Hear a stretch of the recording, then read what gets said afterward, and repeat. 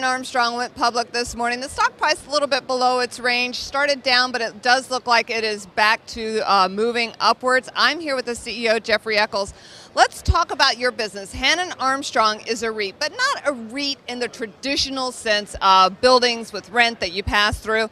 You guys help finance a lot of clean tech and sustainable energy type projects. It's sustainable infrastructure, the kind of assets that are reduce carbon emissions, and we do it with very high credit quality obligors, governments, utilities, universities, hospitals, and a lot of the assets we finance are building assets, lighting, heating, cooling assets, as well as power systems, fiber optics, and water systems.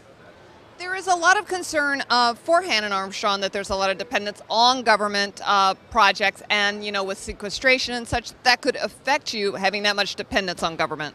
Oh, we don't actually contract with the government. Our clients work with a range of obligors, governments, universities, etc.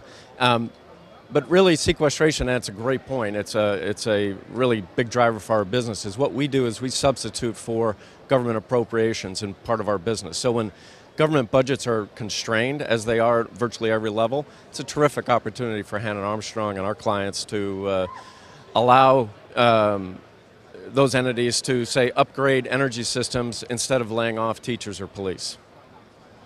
You are planning to do some financing of transactions with these proceeds, I believe about 8 of them. Can we talk about some of those that you have planned to finance? Sure. They're terrific assets. They're the kind of assets we've financed for the last 15 years.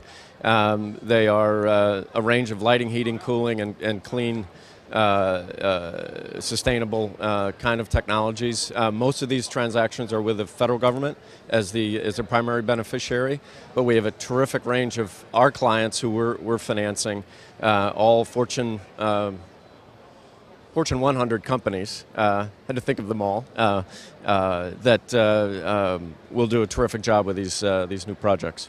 Ultimately, you're able to generate quite a bit of cash with not a lot of people. I think or is that a model that you're concerned that maybe the bigger competitors are going to start to get wind of and want to take away from you? We have a fantastic team, and we've got big competitors, and we've had big competitors for 30 years. They're completely aware of what we do, and they're welcome to compete with us. We'll win. All right, so what do you think is going to be your biggest challenge this year now that you're a public company? Well, it's really, we're not traders, we're business people, we are long-term investors. The infrastructure asset class is a long-term investment class, and if investors are looking at 30-minute share price movements, they should probably be looking at 30-year kind of assets that we invest in that generate sustainable returns for our investor base. What kind of yield are you hoping to return to your shareholders? Really don't require, but we really can't talk about specific numbers. It'll be an attractive risk-adjusted yield, particularly relative to other REITs. Can you give a range? I'd prefer not.